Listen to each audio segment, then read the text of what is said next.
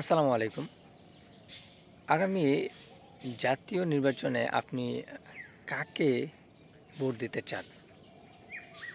আপনি কি কোনো এমন দলকে ভোট দিবেন যেই দলের লোকেরা চাঁদাবাজি, সুদ, ঘুষ এগুলো নিয়ে ব্যস্ত থাকে?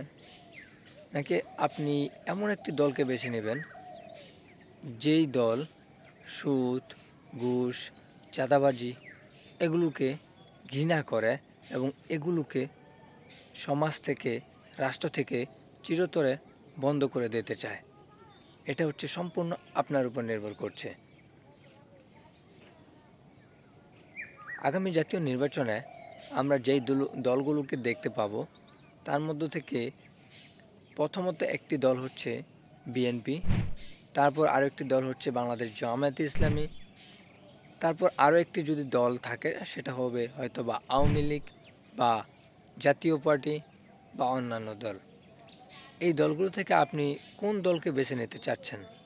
নিজে কমেন্ট করে জানিয়ে দিন।